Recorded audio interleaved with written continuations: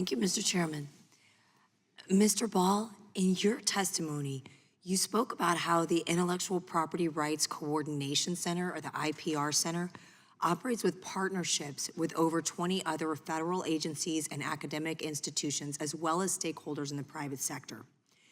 Would you elaborate on how HSI's partnership with the National Football League and the Motion Picture Association work and what outcomes these partnerships have created? Yes, ma'am. Fantastic question.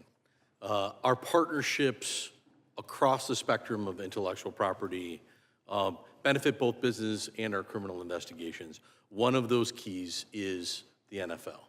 The Super Bowl every year is a major, major event for both human trafficking and obviously intellectual property theft. We work hand in hand with the NFL and with the brands and the apparel manufacturers, and we conduct operations around large events.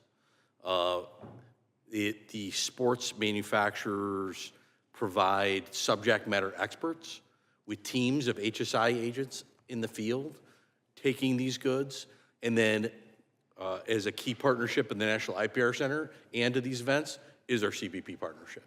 Identifying where these routes, the ports, intelligence of where things are coming from, for seizures of everything from counterfeit rings to jerseys to all kinds of sports apparel. We have that same kind of relationship with the Motion Picture Association as well. I have found that industry, when they own what is happening to their products and they share that information from us, it helps direct our criminal investigations much more effectively. And when they take what has been called before onesie-twosie seizures, and they help put those together with what's happening not only to their brand, but then we can take that and attach it to what's other brands, going after networks versus just individual shippers. And tell us, if you would, how the IPR Center is working with universities on similar types of partnerships. Another great question, thank you. I'm going to go back to Michigan State University.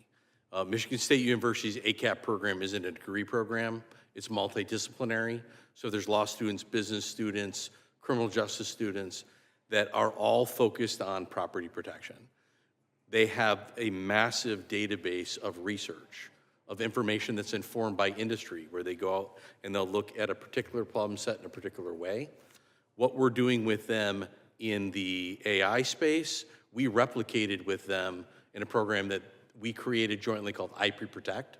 We were finding from our industry partners that these medium and small businesses weren't having the same benefit of having an internal large brand protection program within their industry. So we created this IP Protect program with MSU to inform medium and small businesses how they can better protect their IP. Would it potentially be productive for you to expand those partnerships to include other universities like the University of Florida or the University of South Florida and access their IP research databases as well? Yeah, absolutely. We were in some of the questioning earlier about what we can do with more.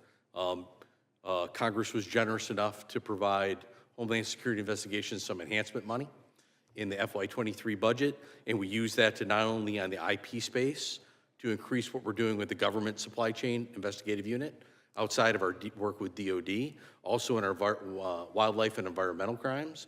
And I know, just recently speaking with my team leads of our wildlife and environmental crimes, that they're actually talking to both those universities. Thank you. Mr. Chairman, I yield back. Gentlelady yields back.